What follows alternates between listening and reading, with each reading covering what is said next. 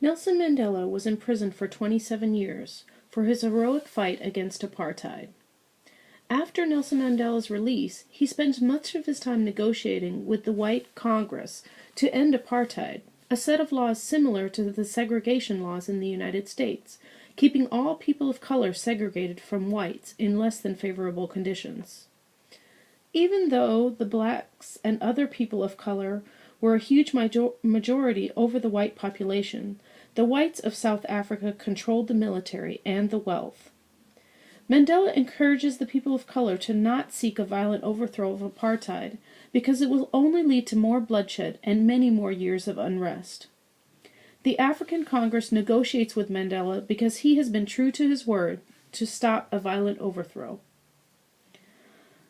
Through these negotiations and pressure from international countries, apartheid ends, and in the country's first full democratic election, Nelson Mandela is elected president.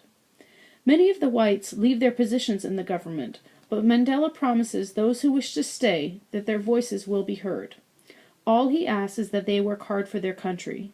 He addresses them and says, "If you would like to stay, you would be doing your country a great service."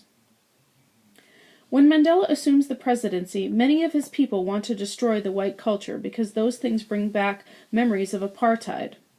However, Mandela realizes that in order to make progress and become one nation, they must try to forgive and communicate with the white people, as they are also part of the Rainbow Nation of South Africa.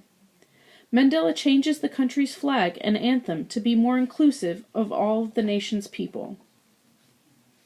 The National Sports Council, now being run by black South Africans, votes to eliminate the national rugby team, known as the Springboks.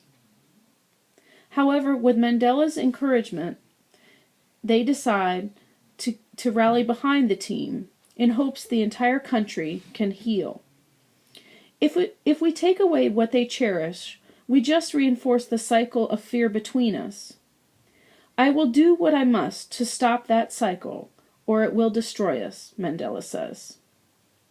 Before the end of apartheid, South Africa was not allowed to participate in the Rugby World Cup because the sport's governing body did not approve of apartheid.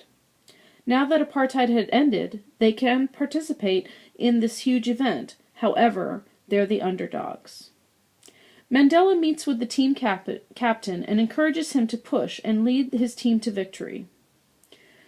So far, the World Cup tournament has begun, and the Springboks have defeated Australia against incredible odds, and are continuing their quest for the World Cup, led by their team captain, Francois, and their president, Nelson Mandela.